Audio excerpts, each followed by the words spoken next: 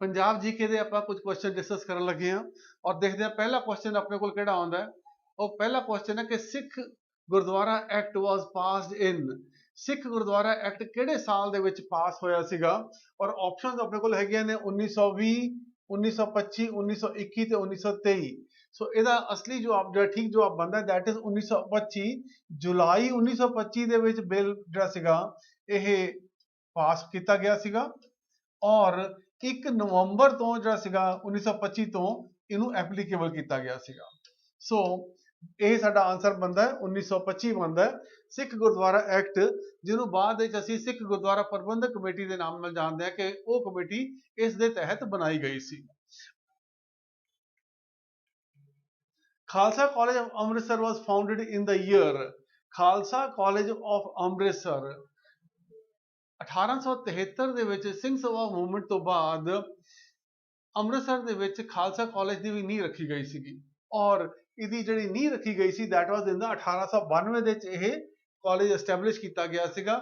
ਜਿਹੜੀ ਨਵੀਂ ਬਿਲਡਿੰਗ ਆਪਾਂ ਅੱਜ ਦੀ ਤਰੀਕ ਦੇਖਦੇ ਹਾਂ ਖਾਲਸਾ ਕਾਲਜ ਦੀ, ਇਹ 1904 ਵਿੱਚ ਬਣਨੀ ਸ਼ੁਰੂ ਹੋਈ ਸੀ ਤੇ 1911 ਦੇ ਵਿੱਚ ਬਣ ਕੇ ਇਹ ਪੂਰੀ ਹੋਈ ਸੀ। ਪਰ ਜੇ ਆਪਾਂ ਦੇਖੀਏ ਕਿ ਫਾਊਂਡਡ ਇਨ ਦਾ ਈਅਰ, ਇਹ 1892 ਦੇ ਵਿੱਚ ਜਿਹੜਾ ਸੀਗਾ ਇਹਦੀ ਨੀਂਹ ਰੱਖੀ ਗਈ ਸੀ। ਸੋ ਸਾਡਾ ਜਵਾਬ ਬਣਦਾ 1892। ਇਨ ਵਿਚ ਮੰਥ ਸ਼ੂਗਰ ਕੇਨ ਇਜ਼ ਸੋਨ ਇਨ ਪੰਜਾਬ, ਜਿਹੜਾ ਗੰਨਾ ਹੈ ਇਹ ਇੱਕ ਲੌਂਗ ਡਿਊਰੇਸ਼ਨ ਕ੍ਰੌਪ ਹੈ। ਆਮ ਤੌਰ ਤੇ ਜਿਹੜੀਆਂ ਆਪਾਂ ਫਸਲਾਂ ਦੇਖਦੇ ਹਾਂ, ਕਣਕ ਦੇਖਦੇ ਹਾਂ, ਜੀਰੀ ਦੇਖਦੇ ਹਾਂ, ਇਹ ਸ਼ਾਰਟ ਡਿਊਰੇਸ਼ਨ ਕ੍ਰੌਪਸ ਹੈਗੇ, ਤਕਰੀਬਨ ਇਹ 120 ਦਿਨਾਂ ਦੇ ਵਿੱਚ 125 30 ਦਿਨਾਂ ਦੇ ਵਿੱਚ ਪੱਕ ਕੇ ਇਹ ਤਿਆਰ ਹੋ ਜਾਂਦੀਆਂ ਨੇ। ਪਰ ਗੰਨਾ ਜਿਹੜੀ ਫਸਲ ਹੈ ਇਹ ਤਕਰੀਬਨ ਇਹਨੂੰ ਪੂਰਾ ਸਾਲ ਲੱਗ ਜਾਂਦਾ ਹੈ, ਇਸੇ ਕਰਕੇ ਉਹਨੂੰ ਇੱਕ ਸਾਲੀ ਵੀ ਕਿਹਾ ਜਾਂਦਾ ਹੈ। ਔਰ ਇਹਨੂੰ ਜਿਹੜਾ ਟੈਂਪਰੇਚਰ ਚਾਹੀਦਾ ਹੈ ਤਕਰੀਬਨ 25 ਤੋਂ 30 ਡਿਗਰੀ ਟੈਂਪਰੇਚਰ ਚਾਹੀਦਾ ਹੈ ਇਹਨੂੰ ਜਰਮੀਨੇਸ਼ਨ ਵਾਸਤੇ। ਔਰ ਅਸੀਂ ਦੇਖਦੇ ਹਾਂ ਕਿ ਪੰਜਾਬ ਦੇ ਵਿੱਚ ਇਹ ਦੋ ਪੀਰੀਅਡਸ ਦੇ ਵਿੱਚ ਇਹਦੀ ਜਿਹੜੀ ਸੀਗੀ ਬਿਜਾਈ ਕੀਤੀ ਜਾ ਸਕਦੀ ਹੈ, ਦੈਟ ਇਜ਼ ਕਿ ਫਰਵਰੀ ਤੋਂ ਮਾਰਚ ਦੇ ਵਿੱਚ ਵੀ, ਔਰ ਅਸੀਂ ਦੇਖਦੇ ਹਾਂ ਕਿ ਇਹ ਸਤੰਬਰ ਤੋਂ ਅਕਤੂਬਰ ਦੇ ਵਿੱਚ ਜਦੋਂ ਕਿ ਮੌਸਮ ਖੁਸ਼ਨੁਮਾ ਜਿਹਾ ਹੁੰਦਾ ਹੈ ਉਸ ਵੇਲੇ ਜਿਹੜੀ ਸੀ ਇਹਦੀ ਬਿਜਾਈ ਕੀਤੀ ਜਾਂਦੀ ਹੈ। ਔਰ ਇਸ ਨੂੰ ਜਿਹੜਾ ਸੀਗਾ ਕਿਉਂਕਿ ਇਹ ਸਾਲ ਦੇ ਵਿੱਚ ਪੈਦਾ ਹੁੰਦਾ ਹੈ ਇਹਨੂੰ ਇੱਕ ਸਾਲੀ ਵੀ ਕਿਹਾ ਜਾਂਦਾ ਹੈ। ਬੇਸਿਕਲੀ ਅਸੀਂ ਹੋਰ ਵੀ ਦੇਖਦੇ ਹਾਂ ਕਿ ਜਿਹੜਾ ਪੈਨਿਨਸੂਲਾ ਹੈ, ਮਹਾਰਾਸ਼ਟਰ ਵਾਲਾ ਇਲਾਕਾ ਹੈ, ਉਹਦੇ ਵਿੱਚ ਇਹਦੀ ਜਿਹੜੀ ਬਿਜਾਈ ਕੀਤੀ ਜਾਂਦੀ ਹੈ ਤਕਰੀਬਨ ਜੁਲਾਈ ਅਗਸਤ ਵਿੱਚ ਕੀਤੀ ਜਾਂਦੀ ਹੈ। ਸੋ ਉੱਥੇ ਇਹਨੂੰ ਅੱਧ ਸਾਲੀ ਕਿਹਾ ਜਾਂਦਾ ਕਿ ਸਾਲ ਦੇ ਅੱਧ ਵਿੱਚ ਜਿਹੜਾ ਸੀਗਾ ਇਹਨੂੰ ਲਗਾਇਆ ਜਾਂਦਾ ਹੈ। ਪਰ ਪੰਜਾਬ ਦੇ ਵਿੱਚ ਇਹਨੂੰ ਇੱਕ ਸਾਲੀ ਕਿਹਾ ਜਾਂਦਾ ਹੈ। ਦੈਟ ਮੀਨਸ ਕਿ ਇਹਨੂੰ ਇੱਕ ਸਾਲ ਦੇ ਕਰੀਬ ਲੱਗਦਾ ਹੈ ਇਹਨੂੰ ਫਸਲ ਨੂੰ ਤਿਆਰ ਹੋਣ ਦੇ ਵਿੱਚ। Where is the Mahindra Chaudhary Zoological Park located in Punjab? Mahindra Chaudhary Zoological Park, Mahindra Chaudhary, he was the governor of Punjab, ਇਹ ਪੰਜਾਬ ਦੇ ਗਵਰਨਰ ਰਹੇ ਨੇ। ਉਹਨਾਂ ਦੇ ਨਾਂ ਦੇ ਉੱਤੇ ਜਿਹੜਾ ਸੀਗਾ ਇਹ ਜ਼ੂਓਲੋਜੀਕਲ ਪਾਰਕ ਹੈ, ਜਿਹਨੂੰ ਆਪਾਂ ਚਿੜੀਆ ਘਰ ਕਹਿ ਦਿੰਦੇ ਹਾਂ, ਉਹ ਬਣਿਆ ਹੋਇਆ ਹੈ। ਔਰ ਇਹ ਛੱਤਬੀੜ ਮੋਹਾਲੀ ਦੇ ਵਿੱਚ ਬਣਿਆ ਹੋਇਆ ਹੈ। ਛੱਤਬੀੜ ਮੋਹਾਲੀ ਦੇ ਵਿੱਚ ਇਹ ਪਾਰਕ ਹੈ। ਜਦੋਂ ਆਪਾਂ ਜ਼ੀਰਕਪੁਰ ਤੋਂ, ਚੰਡੀਗੜ੍ਹ ਤੋਂ, ਪਟਿਆਲੇ ਵੱਲ ਨੂੰ, ਰਾਜਪੁਰੇ ਵੱਲ ਨੂੰ ਜਾਂਦੇ ਹਾਂ ਤਾਂ ਉੱਥੇ ਤਕਰੀਬਨ 10 ਕਿਲੋਮੀਟਰ ਦੇ ਜ਼ੀਰਕਪੁਰ ਤੋਂ ਇਹ ਛੱਤਬੀੜ ਹੈ, ਉੱਥੇ ਇਹ ਪਾਰਕ ਬਣਿਆ ਹੋਇਆ ਹੈ। ਟਾਈਗਰ ਸਫਾਰੀ ਵੀ ਉੱਥੇ ਹੈਗੀ ਹੈ। ਗगन में थाल ਇਸ ਦਾ ਪੰਜਾਬੀ ਡਰਾਮਾ। ਗगन में थाल ਆਰਤੀ ਹੈ, ਜਿਵੇਂ ਕਿ ਅਸੀਂ ਜਾਣਦੇ ਹਾਂ ਗगन में थाल ਰਵ ਚੰਦ ਦੀਪਕ ਵਜੋਂ। ਸੋ ਇਹ ਆਰਤੀ ਜਿਹੜੀ ਕਿ ਗੁਰੂ ਨਾਨਕ ਦੇਵ ਜੀ ਨੇ ਲਿਖੀ ਹੋਈ ਹੈ ਔਰ ਉਹਨਾਂ ਨੇ ਇਹ ਪੂਰੀ ਦੇ ਵਿੱਚ ਉਚਾਰੀ ਸੀਗੀ। ਉਹਦੇ ਉੱਤੇ ਇੱਕ ਪੰਜਾਬੀ ਡਰਾਮਾ ਉਹ ਕਿਹਨੇ ਲਿਖਿਆ ਹੋਇਆ ਹੈ? That is written by Balwant Gargi. ਇਹਨਾਂ ਇਹ ਕਿਹਦਾ ਲਿਖਿਆ ਹੋਇਆ? ਬਲਵੰਤ ਗਾਰਗੀ, ਜਿਹੜੇ ਕਿ ਪੰਜਾਬ ਦੇ ਉੱਘੇ ਨਾਟਕਕਾਰ ਹੋਏ ਨੇ, ਲੇਖਕ ਹੋਏ ਨੇ, ਉਹਨਾਂ ਦਾ ਇਹ ਲਿਖਿਆ ਹੋਇਆ ਹੈ ਬਲਵੰਤ ਗਾਰਗੀ ਦਾ ਗगन में थाल। Whom of the following has served as Maharaja Ranjit Singh's finance minister? Maharaja Ranjit Singh ਦਾ ਫਾਈਨੈਂਸ ਮਿਨਿਸਟਰ ਜਿਹੜੇ ਸੀਗੇ ਮਸ਼ਹੂਰ ਸੀਗੇ Dinanath. He was the finance minister in the Ranjit Singh time ਦੇ ਵਿੱਚ ਇਹ ਉਹਨਾਂ ਦੇ ਫਾਈਨੈਂਸ ਮਿਨਿਸਟਰ ਰਹੇ ਨੇ। The ancient name of Amritsar was, Amritsar ਸ਼ਹਿਰ ਅਸੀਂ ਸਭ ਜਾਣਦੇ ਹਾਂ ਕਿ ਇਹ ਗੁਰੂ ਰਾਮਦਾਸ ਜੀ ਨੇ ਜਿਹੜਾ ਸੀਗਾ ਐਸਟੈਬਲਿਸ਼ ਕੀਤਾ ਸੀਗਾ, ਜਦੋਂ ਕਿ ਇਹ ਉੱਠ ਕੇ ਗਏ ਸੀਗੇ ਗੁਰੂ ਅਮਰਦਾਸ ਜੀ ਕੋਲੋਂ। ਫਿਰ ਇਹ ਉੱਠ ਕੇ ਚਲੇ ਗਏ ਸੀਗੇ ਔਰ ਇਹ ਜਿਹੜੀ ਜਗ੍ਹਾ ਸੀਗੀ ਇਹ ਕਹੀ ਜਾਂਦੀ ਹੈ ਕਿ ਅਕਬਰ ਨੇ ਬੀਬੀ ਭਾਨੀ ਉਹਨਾਂ ਨੂੰ ਜਿਹੜੀ ਸੀਗੀ ਡੋਨੇਟ ਦਿੱਤੀ ਸੀਗੀ ਔਰ ਉਸ ਜਗ੍ਹਾ ਤੇ ਗੁਰੂ ਸਾਹਿਬ ਨੇ ਜਾ ਕੇ ਜਿਹੜਾ ਸੀਗਾ ਸਰੋਵਰ ਬਣਾਇਆ ਸੀਗਾ ਔਰ ਉਸ ਨੂੰ ਰਾਮਦਾਸ ਸਰੋਵਰ ਵੀ ਕਿਹਾ ਜਾਂਦਾ ਹੈ ਔਰ ਪਹਿਲਾਂ ਇਹਨੂੰ ਰਾਮਦਾਸ ਨਗਰ ਕਿਹਾ ਜਾਂਦਾ ਸੀਗਾ। ਸੋ ਇਹਦਾ ਜਿਹੜਾ ਨਾਮ ਹੈ that is ਪੁਰਾਣਾ ਨਾਮ ਰਾਮਦਾਸ ਨਗਰ ਹੈ। Doaba region of Punjab is located in now Doab ਤਾਂ ਆਪਾਂ ਸਾਰੇ ਜਾਣਦੇ ਹਾਂ ਕਿ ਦੋ ਆਬ, ਦੋ ਦਾ ਮਤਲਬ ਕਿ ਦੋ ਔਰ ਆਬ ਦਾ ਮਤਲਬ ਪਾਣੀ, ਦੋ ਪਾਣੀਆਂ ਦੇ ਵਿੱਚ ਵਾਲੀ ਜਗ੍ਹਾ ਨੂੰ ਦੁਆਬ ਕਿਹਾ ਜਾਂਦਾ ਹੈ। ਪੰਜਾਬ ਦੇ ਵਿੱਚ ਅੱਜ ਦੀ ਤਰੀਕ ਦੇ ਵਿੱਚ ਜਿਹੜਾ ਦੁਆਬ ਬਚਦਾ ਹੈ ਵੱਡਾ ਦੁਆਬ ਹੈ that is ਅਸੀਂ ਦੇਖਦੇ ਹਾਂ ਕਿ that is between Sutlej and Beas ਦੇ ਵਿੱਚ ਵੱਜਦਾ ਇਹ ਸਾਡਾ ਇਹ। ਸੋ ਇਹਨੂੰ ਆਪਾਂ ਦੁਆਬਾ ਰੀਜਨ ਕਹਿ ਦਿੰਦੇ ਹਾਂ। that means ਕਿ ਜਿਹੜਾ ਸਤਲੁਜ ਔਰ ਬਿਆਸ ਦੇ ਵਿੱਚ ਵਾਲਾ ਏਰੀਆ ਹੈ ਉਹਨੂੰ ਅਸੀਂ ਦੁਆਬ ਕਹਿ ਦਿੰਦੇ ਹਾਂ। ਇਹ ਅਸੀਂ ਦੇਖੀਏ ਤਾਂ ਸਾਡਾ ਇਹ this is ਸਤਲੁਜ ਆਉਂਦਾ ਇਹ ਤਾਂ ਉਸ ਨੂੰ ਅਸੀਂ now ਇੱਥੇ ਜਿਹੜਾ ਸੀਗਾ ਅਸੀਂ ਇਸ ਨੂੰ ਬਿਸਤ ਦੁਆਬ ਵੀ ਕਹਿੰਦੇ ਹਾਂ। ਇਹਨੂੰ ਬੇਸਿਕਲੀ ਬਿਸਤ ਦੁਆਬ, ਬਿਸਤ ਬਾਅਦ ਜਿਹੜਾ ਸੀਗਾ ਬਿਆਸ ਤੋਂ ਲਿੱਤਾ ਗਿਆ ਔਰ ਜਿਹੜਾ ਸਤਲੁਜ ਤੋਂ ਜਿਹੜਾ ਸੀਗਾ ਐਸਟੀ ਲਿੱਤਾ ਗਿਆ। ਸੋ ਇਹਨੂੰ ਅਸੀਂ ਬਿਸਤ ਦੁਆਬ ਵੀ ਕਹਿ ਦਿੰਦੇ ਹਾਂ, ਬਿਸਤ ਦੁਆਬ ਕਹਿ ਦਿੰਦੇ ਹਾਂ। ਔਰ ਜਿਹੜਾ ਆਪਣਾ ਉਸ ਤੋਂ ਬਾਅਦ ਜਿਹੜਾ ਆਪਾਂ ਦੇਖਦੇ ਹਾਂ ਕਿ ਬਿਆਸ ਔਰ ਰਾਵੀ ਦੇ ਵਿੱਚ ਵਾਲਾ ਦੁਆਬ ਹੈ ਇਹ ਬੀ ਔਰ ਰਾ, ਸੋ ਇਹਨੂੰ ਬਾਰੀ ਦੁਆਬ ਕਹਿੰਦੇ। ਇਹਨੂੰ ਕੀ ਕਿਹਾ ਜਾਂਦਾ ਹੈ? ਇਹਨੂੰ ਬਾਰੀ ਦੁਆਬ ਕਿਹਾ ਜਾਂਦਾ ਹੈ। ਸੋ ਇਹ ਬਿਸਤ ਦੁਆਬ ਹੈ, ਬਾਰੀ ਦੁਆਬ ਹੈ ਔਰ ਰਚਨਾ ਦੁਆਬ ਹੈ। ਰਚਨਾ ਦੁਆਬ ਕਿਹੜਾ ਹੋ ਗਿਆ? ਰਾਵੀ ਤੋਂ ਔਰ ਇਹ ਚਨਾਬ ਤੋਂ। तो ਇਹ ਰਾਵੀ ਤੋਂ ਔਰ ਇਹ ਚਨਾਬ ਤੋਂ। ਔਰ ਛੱਜ ਦੁਆਬ ਕਿਹੜਾ ਹੋ ਗਿਆ? that is ਚਨਾਬ ਤੋਂ ਔਰ ਜੇਹਲਮ ਦੇ ਵਿੱਚ ਇਹ। ਸੋ ਇਸ ਤਰੀਕੇ ਨਾਲ ਦੁਆਬਾਂ ਦੇ ਨਾਮ ਦਿੱਤੇ ਹੋਏ ਨੇ। ਪੰਜਾਬ ਦਾ ਜਿਹੜਾ Doaba area that is Sutlej ਦੇ ਬਿਆਸ ਵਾਲਾ ਜਿਹੜਾ ਇਲਾਕਾ ਹੈ, ਵਿਚਲਾ ਇਲਾਕਾ, ਉਹਨੂੰ ਅਸੀਂ ਦੁਆਬ ਕਹਿ ਦਿੰਦੇ ਹਾਂ ਪਰ ਅਸਲੀ ਨਾਮ ਇਹਦਾ ਬਿਸਤ ਦੁਆਬ ਹੈ। Which among the following two Indian states were mostly affected during partition of 1947? 1947 ਵਿੱਚ ਜਦੋਂ ਹਿੰਦੁਸਤਾਨ ਦੀ ਪਾਰਟੀਸ਼ਨ ਹੋਈ ਬਿਟਵੀਨ ਇੰਡੀਆ ਐਂਡ ਪਾਕਿਸਤਾਨ ਤਾਂ ਕਿਹੜੇ ਏਰੀਏ ਜਿਹੜੇ ਸੀ ਅਫੈਕਟ ਹੋਏ ਸੀਗੇ? ਅਸੀਂ ਜਾਣਦੇ ਹਾਂ ਕਿ ਮੈਸੂਰ ਵਾਲਾ ਇਲਾਕਾ ਤਾਂ ਉਹਦੇ ਕੋਈ ਬਦਲਾਅ ਨਹੀਂ ਹੋਇਆ। ਇੱਥੇ ਮੈਸੂਰ ਨਹੀਂ ਹੋਏਗਾ। ਇਹ ਹੋਏ ਨੇ ਇਲਾਕੇ ਤਾਂ ਉਹ ਪੰਜਾਬ ਤੇ ਬੰਗਾਲ ਦੇ ਇਲਾਕੇ ਜਿਹੜੇ ਸੀਗੇ ਇਹ ਡਿਵਾਈਡ ਹੋਏ ਸੀਗੇ। ਪੰਜਾਬ ਉਹ ਜਦੋਂ ਡਿਵਾਈਡ ਹੋਇਆ ਤਾਂ ਉਹਨੂੰ ਜਿਹੜਾ ਪਾਕਿਸਤਾਨ ਬਣਿਆ, ਇੱਕ ਤਾਂ ਪਾਕਿਸਤਾਨ ਬਣਿਆ, ਉਹਨੂੰ ਵੈਸਟ ਪਾਕਿਸਤਾਨ ਕਿਹਾ ਜਾਂਦਾ ਸੀਗਾ। ਜਿਹੜਾ ਪੰਜਾਬ ਵਾਲਾ ਇਲਾਕਾ ਹੈ ਤਾਂ ਇਹਨੂੰ ਈਸਟ ਪੰਜਾਬ ਕਿਹਾ ਜਾਂਦਾ ਸੀਗਾ। ਔਰ ਜਿਹੜਾ ਬੰਗਾਲ ਵਾਲਾ ਇਲਾਕਾ ਹੈ ਤਾਂ ਜਿਹੜਾ ਇੰਡੀਆ ਦੇ ਵਿੱਚ ਆਇਆ ਉਹਨੂੰ ਵੈਸਟ ਬੰਗਾਲ ਕਿਹਾ ਜਾਂਦਾ ਸੀ, ਅੱਜ ਵੀ ਵੈਸਟ ਬੰਗਾਲ ਕਹਿੰਦੇ ਆ। ਔਰ ਜਿਹੜਾ ਪਾਕਿਸਤਾਨ ਦੇ ਹਿੱਸੇ ਵਿੱਚ ਆਇਆ ਉਹਨੂੰ ਈਸਟ ਪਾਕਿਸਤਾਨ ਕਿਹਾ ਜਾਂਦਾ ਸੀਗਾ। ਇਸ ਤਰੀਕੇ ਨਾਲ ਜਿਹੜੀ ਸੀਗੀ ਉਸ ਵੇਲੇ 47 ਚ ਡਿਵੀਜ਼ਨ ਹੋਈ ਸੀ। ਔਰ ਇਹ ਡਿਵੀਜ਼ਨ ਜਿਹੜੀ ਹੋਈ ਉਹ ਲਾਈਨ ਜਿਹੜੀ ਡਿਮਾਰਕੇਟ ਕੀਤੀ ਗਈ ਉਹਨੂੰ ਕੀ ਕਿਹਾ ਜਾਂਦਾ? ਉਹਨੂੰ ਰੈੱਡ ਕਲਿਫ ਲਾਈਨ ਕਿਹਾ ਜਾਂਦਾ। ਉਹਨੂੰ ਕੀ ਕਿਹਾ ਜਾਂਦਾ? ਉਹਨੂੰ ਰੈੱਡ ਕਲਿਫ ਲਾਈਨ ਕਿਹਾ ਜਾਂਦਾ, ਜਿਹੜੀ ਕਿ ਸਾਇਰਲ ਰੈੱਡ ਕਲਿਫ ਨੇ ਇਹ ਡਿਮਾਰਕੇਟ ਕੀਤੀ ਸੀਗੀ। ਔਰ ਆਜ਼ਾਦੀ 15 ਅਗਸਤ ਨੂੰ ਮਿਲੀ ਪਰ ਇਹ ਲਾਈਨ ਕਦੋਂ ਅਨਾਉਂਸ ਹੋਈ ਸੀਗੀ? ਇਹ 17 ਅਗਸਤ 1947 ਨੂੰ ਅਨਾਉਂਸ ਹੋਈ ਸੀਗੀ। ਇਹ ਲਾਈਨ 17 ਅਗਸਤ 1947 ਨੂੰ ਅਨਾਉਂਸ ਹੋਈ ਕਿਉਂਕਿ ਹਾਲੇ ਵੀ ਕੁਝ ਰੇੜਕਾ ਸੀਗਾ। ਰੇੜਕਾ ਕੀ ਸੀਗਾ ਕਿ ਜਿਹੜਾ ਗੁਰਦਾਸਪੁਰ ਵਾਲਾ ਇਲਾਕਾ ਹੈ ਬੇਸਿਕਲੀ ਡਿਵੀਜ਼ਨ ਕਿਵੇਂ ਹੋਈ ਸੀਗੀ ਕਿ ਜਿਨ੍ਹਾਂ ਤਹਿਸੀਲਾਂ ਦੇ ਵਿੱਚ, ਜ਼ਿਲ੍ਹਿਆਂ ਦੇ ਵਿੱਚ ਮੁਸਲਿਮ ਪੋਪੂਲੇਸ਼ਨ ਜ਼ਿਆਦਾ ਹੈ ਉਹ ਪਾਕਿਸਤਾਨ 'ਚ ਜਾਣਗੇ ਔਰ ਜਿਨ੍ਹਾਂ ਦੇ ਵਿੱਚ ਹਿੰਦੂ ਸਿੱਖ ਪੋਪੂਲੇਸ਼ਨ ਜ਼ਿਆਦਾ ਉਹ ਇੰਡੀਆ ਦੇ ਵਿੱਚ ਜਾਣਗੇ। ਗੁਰਦਾਸਪੁਰ ਦੀ ਮੇਜਰ ਪੋਪੂਲੇਸ਼ਨ ਜਿਹੜੀ ਸੀ ਉਹ ਮੁਸਲਿਮ ਪੋਪੂਲੇਸ਼ਨ ਸੀਗੀ। ਇਸ ਕਰਕੇ ਜਿਹੜਾ ਗੁਰਦਾਸਪੁਰ ਤਹਿਸੀਲ ਜਿਹੜੀ ਸੀਗੀ that was going to Pakistan. ਪਰ ਜੇ ਗੁਰਦਾਸਪੁਰ ਪਾਕਿਸਤਾਨ ਦੇ ਵਿੱਚ ਜਾਂਦਾ ਹੈ ਤਾਂ ਜੰਮੂ ਕਸ਼ਮੀਰ ਦੇ ਨਾਲ ਸਾਡਾ ਰਸਤਾ ਕੰਪਲੀਟਲੀ ਟੁੱਟ ਜਾਂਦਾ ਸੀਗਾ। ਜਿਹੜੀ ਹੁਣ ਸੜਕ ਵਾਇਆ ਪਠਾਨਕੋਟ ਜਾਂਦੀ ਹੈ ਜੰਮੂ ਦੇ ਵਿੱਚ ਤਾਂ ਉਹ ਇੰਡੀਆ ਦੇ ਵਿੱਚ ਨਹੀਂ ਸੀ, ਉਹਨਾਂ ਪਾਕਿਸਤਾਨ ਦੇ ਵਿੱਚ ਹੋਣਾ ਸੀਗਾ। ਇਸ ਕਰਕੇ ਇਹ ਕਿਹਾ ਜਾਂਦਾ ਹੈ ਕਿ ਨਹਿਰੂ ਨੇ ਮਾਊਂਟਬੈਟਨ ਨਾਲ ਗੱਲ ਕੀਤੀ ਸੀਗੀ, ਜਿਹੜੇ ਕਿ ਉਸ ਵੇਲੇ ਦੇ ਵਾਇਸਰਾਏ ਸੀਗੇ ਤੇ ਬਾਅਦ 'ਚ ਇੰਡੀਆ ਦੇ ਗਵਰਨਰ ਜਨਰਲ ਬਣੇ, ਕਿ ਕਿਸੇ ਤਰੀਕੇ ਨਾਲ ਗੁਰਦਾਸਪੁਰ ਦਾ ਇਲਾਕਾ ਇੰਡੀਆ ਦੇ ਵਿੱਚ ਰਹਿਣਾ ਚਾਹੀਦਾ ਹੈ। ਔਰ ਉਹਨਾਂ ਦੇ ਕਹਿਣ ਦੇ ਉੱਤੇ ਕਿਤੇ ਨਾ ਕਿਤੇ ਇਹ ਲਾਸਟ ਮੂਮੈਂਟ ਚੇਂਜ ਹੋਈ ਔਰ ਉਸ ਚੇਂਜ ਦੇ ਮੁਤਾਬਕ ਇਹ ਕਿਹਾ ਜਾਂਦਾ ਕਿ ਗੁਰਦਾਸਪੁਰ ਪੰਜਾਬ ਦੇ ਵਿੱਚ ਰਹਿ ਗਿਆ ਔਰ ਇਹ ਜਿਹੜਾ ਸਾਡਾ ਰਸਤਾ ਹੈ ਜੰਮੂ ਕਸ਼ਮੀਰ ਨੂੰ ਇਹ ਸਿੱਧਾ ਖੁੱਲ ਗਿਆ ਸੀਗਾ। ਸੋ ਤੁਸੀਂ ਦੇਖਦੇ ਹੋ ਕਿ ਇਹ ਵੈਸਟ ਪਾਕਿਸਤਾਨ ਬਣਿਆ ਤੇ ਇਹ ਪੰਜਾਬ ਬਣਿਆ। ਇੱਧਰ ਬੰਗਾਲ ਸੀਗਾ ਤੇ ਉਧਰ ਜਿਹੜੀ ਮੁਸਲਿਮ ਪੋਪੂਲੇਸ਼ਨ ਸੀਗੀ ਉਹ ਜਿਹੜੀ ਸੀਗੀ ਅੱਜ ਬੰਗਲਾਦੇਸ਼ ਜਿਹਨੂੰ ਕਹਿੰਦੇ ਆਪਾਂ ਈਸਟ ਪਾਕਿਸਤਾਨ, ਜਿਹੜਾ ਕਿ 1972 ਵਿੱਚ ਆਜ਼ਾਦ ਹੋਇਆ ਤਾਂ ਉਹ ਉਸ ਵੇਲੇ ਈਸਟ ਪਾਕਿਸਤਾਨ ਕਹਾਉਂਦਾ ਸੀਗਾ। ਸੋ ਇਸ ਤਰੀਕੇ ਨਾਲ ਇੰਡੀਆ ਦੀ ਇਹ ਡਿਵੀਜ਼ਨ ਹੋਈ ਸੀ।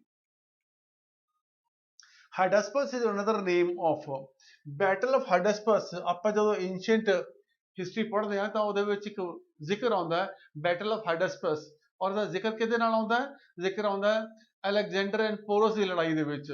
ਕਿਉਂ? ਕਿਉਂਕਿ ਅਲੈਗਜ਼ੈਂਡਰ ਨੇ, ਸਿਕੰਦਰ ਨੇ ਹਿੰਦੁਸਤਾਨ ਤੇ ਜਦੋਂ ਹਮਲਾ ਕੀਤਾ ਤਾਂ ਉਹਦਾ ਮੁਕਾਬਲਾ ਹਾਈਡਸਪਸ ਦੀ ਕੰਢੇ ਦੇ ਉੱਤੇ ਹੋਇਆ, ਜਿਹਨੂੰ ਕਿ ਆਪਾਂ ਜੇਹਲਮ ਦੇ ਨਾਂ ਨਾਲ ਜਾਣਦੇ ਹਾਂ। So Hydaspes is another name for Jhelum river.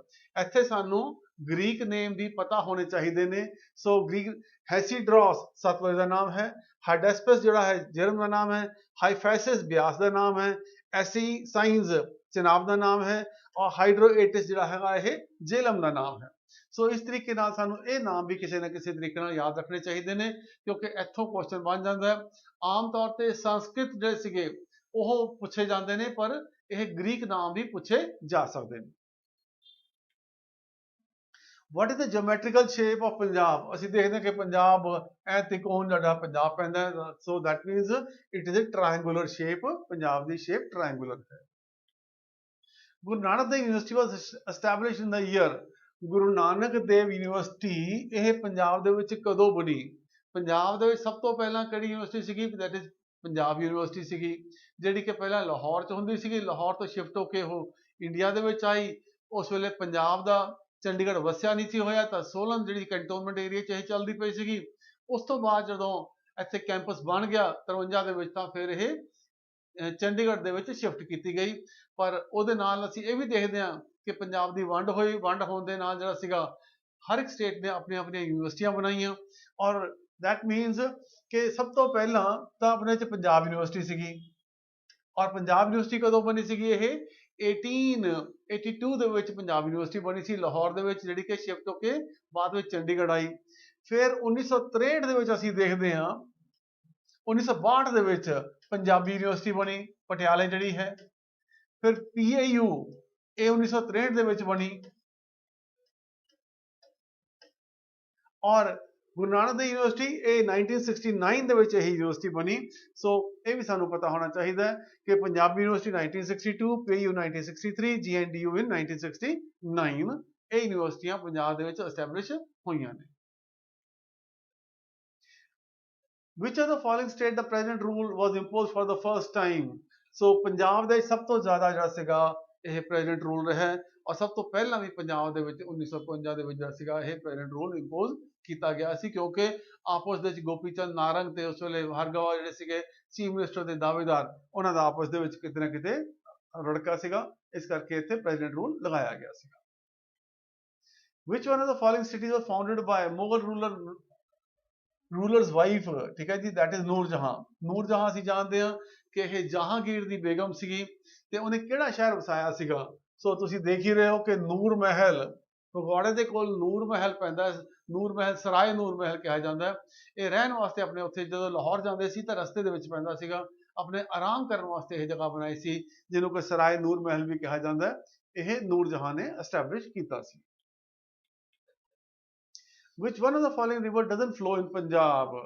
Sutlej, Ravi, Beas ਇਹ ਫਲੋ ਕਰਦੇ ਨੇ, ਔਰ ਗੰਗਾ ਤੁਹਾਨੂੰ ਪਤਾ ਹੀ ਹੈ ਕਿ ਇਹ ਪਰਲੇ ਪਾਸੇ ਨਿਕਲ ਜਾਂਦੇ ਯੂਪੀ ਵਾਲੇ ਪਾਸੇ।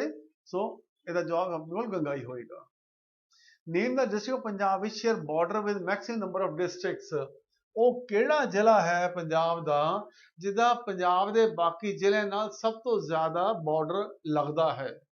ਸੋ ਇਹ ਦੇਖੀਏ ਆਪਾਂ, ਜਲੰਧਰ, ਪਟਿਆਲਾ, ਫਰੀਦਕੋਟ, ਲੁਧਿਆਣਾ। ਤਾਂ ਇਹਦੇ ਵਿੱਚ ਸਾਡਾ ਆਨਸਰ ਕੀ ਬਣੇਗਾ? ਲੁਧਿਆਣਾ ਬਣੇਗਾ। ਤੁਸੀਂ ਦੇਖਦੇ ਹੋ ਕਿ ਲੁਧਿਆਣੇ ਨੂੰ ਕਿਹੜਾ ਕਿਹੜਾ ਜਲੰਧਰ, 1 ਜਲੰਧਰ, 2 SBS ਨਗਰ, 3 ਰੋਪੜ, 4 ਫਤਿਹਗੜ੍ਹ, ਇੱਥੇ ਤੁਹਾਡਾ ਮਲੇਰਕੋਟਲਾ ਹੋ ਗਿਆ, ਫਿਰ ਤੁਹਾਡਾ 6ਵਾਂ ਬਰਨਾਲਾ ਹੋ ਗਿਆ, 1 2 3 4 5 6 ਤੇ 7ਵਾਂ ਤੁਹਾਡਾ ਮੋਗਾ ਹੋ ਗਿਆ, 8ਵਾਂ ਤੁਹਾਡਾ ਫਿਰੋਜ਼ਪੁਰ ਹੋ ਗਿਆ। ਤਾਂ 8 ਜ਼ਿਲ੍ਹੇ ਜਿਹੜੇ ਨੇ ਉਹ ਲੁਧਿਆਣੇ ਨੂੰ ਲੱਗਦੇ ਨੇ। ਸੋ ਸਾਡਾ ਜਵਾਬ ਕੀ ਹੋਏਗਾ? ਲੁਧਿਆਣਾ ਹੋਏਗਾ ਇੱਥੇ, ਹੋਰ ਕੋਈ ਨਹੀਂ ਹੋ ਸਕਦਾ। ਫਰੀਦਕੋਟ ਨੂੰ ਦੇਖੀਏ ਕਿੰਨੇ ਲੱਗਦੇ ਨੇ? 1 2 3 4, ਇਹ ਨਹੀਂ ਹੋ ਸਕਦਾ। ਤਾਂ ਪਟਿਆਲੇ ਨੂੰ ਕਿੰਨੇ ਲੱਗਦੇ ਨੇ ਸਾਡੇ? ਇਹ 1 2 3, ਠੀਕ ਹੈ, ਇਹਨੂੰ ਤਾਂ 3 ਹੀ ਲੱਗੇ ਫਿਰ ਤੁਹਾਡੇ। ਇਹ ਫਰੀਦਕੋਟ ਨੂੰ ਕਿੰਨੇ ਲੱਗਦੇ ਨੇ ਸਾਡੇ? ਇਹ 1 2 3 4, ਇਹਨੂੰ ਵੀ 4 ਲੱਗੇ। ਤਾਂ ਲੁਧਿਆਣੇ ਨੂੰ ਸਭ ਤੋਂ ਜ਼ਿਆਦਾ ਲੱਗੇ, ਦੈਟ ਇਜ਼ ਤੁਹਾਡੇ ਕਿੰਨੇ ਲੱਗਦੇ ਨੇ? 8 ਲੱਗਦੇ ਨੇ ਇੱਥੇ। When was the Anand Marriage Act passed? Anand marriage act ਇਹ 1909 ਦੇ ਵਿੱਚ ਜਿਹੜਾ ਸੀਗਾ ਬਣਾਇਆ ਗਿਆ ਸੀਗਾ। ਇਹ ਅੰਗਰੇਜ਼ਾਂ ਨੇ ਬਣਾਇਆ ਸੀਗਾ। ਸੋ ਔਰ ਅਸੀਂ ਦੇਖਦੇ ਹਾਂ ਕਿ 1912 ਦੇ ਵਿੱਚ ਇਹਦੇ 'ਚ ਅਮੈਂਡਮੈਂਟ ਹੋਈ ਸੀਗੀ, 2012 ਦੇ ਵਿੱਚ, ਫਿਰ 2018 ਦੇ ਦਿੱਲੀ ਦੇ ਵਿੱਚ ਵੀ ਇਹਦੀ ਅਮੈਂਡਮੈਂਟ ਕੀਤੀ ਗਈ ਔਰ ਉਹਦੇ ਮੁਤਾਬਕ ਜਿਹੜਾ ਸੀਗਾ ਆਨੰਦ ਮੈਰਿਜ ਐਕਟ ਅਮੈਂਡਮੈਂਟ ਜਿਹੜੀ ਸੀਗੀ 2012 ਚ ਪਹਿਲਾਂ ਸੈਂਟਰਲ ਗਵਰਨਮੈਂਟ ਨੇ ਕੀਤੀ, ਫਿਰ ਦਿੱਲੀ ਗਵਰਨਮੈਂਟ ਨੇ ਕੀਤੀ। ਉਹਦੇ ਮੁਤਾਬਕ ਜਿਹੜੀ ਸੀਗੀ ਮੈਰਿਜ ਹੈਗੀ ਆ ਉਹਦੀ ਰਜਿਸਟ੍ਰੇਸ਼ਨ ਅੰਡਰ ਆਨੰਦ ਮੈਰਿਜ ਐਕਟ ਹੋ ਸਕਦੀ ਹੈ ਔਰ ਜਿਹੜੀ ਮੈਰਿਜਸ ਆਨੰਦ ਕਾਰਜ ਦੇ ਨਾਲ ਕਰਾਈਆਂ ਜਾਂਦੀਆਂ ਨੇ ਉਹਨਾਂ ਨੂੰ ਜਿਹੜਾ ਸੀ ਵੈਧ ਠਹਿਰਾਇਆ ਗਿਆ, ਲੀਗਲ ਠਹਿਰਾਇਆ ਗਿਆ। The total height of Bhakra dam is, Bhakra dam the height ਜਿਹੜੀ ਕਿੰਨੀ ਹੈ ਉਹ 226 ਮੀਟਰ ਹੈ ਔਰ ਇਹ ਹਿੰਦੁਸਤਾਨ ਦਾ ਸਭ ਤੋਂ ਦੂਜੇ ਨੰਬਰ ਦੇ ਉੱਤੇ ਹਾਈਟ ਵਾਲਾ ਡੈਮ ਹੈ ਔਰ ਸਭ ਤੋਂ ਉੱਚੀ ਹਾਈਟ ਵਾਲਾ ਜਿਹੜਾ ਡੈਮ ਹੈ ਦੈਟ ਇਜ਼ ਤੇਹੜੀ ਡੈਮ ਹੈ। ਤੇਹੜੀ ਡੈਮ ਦੀ ਜਿਹੜੀ ਹਾਈਟ ਹੈਗੀ ਉਹ 260 ਮੀਟਰ ਹੈ ਔਰ ਭਾਖੜਾ ਡੈਮ ਦੀ 226 ਮੀਟਰ ਹੈ। Who started tradition of ਮਲ ਅਖਾੜਾਸ?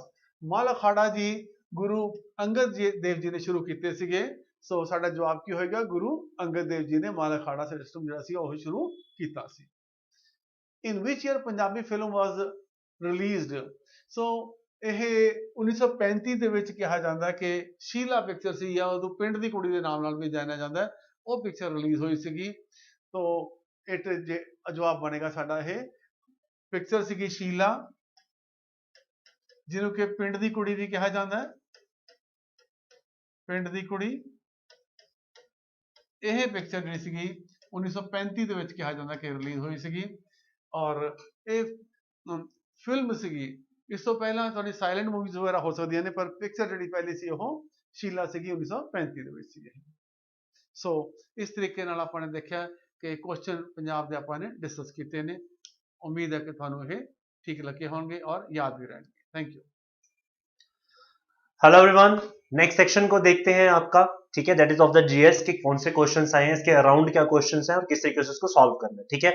चलिए let's move to the first question.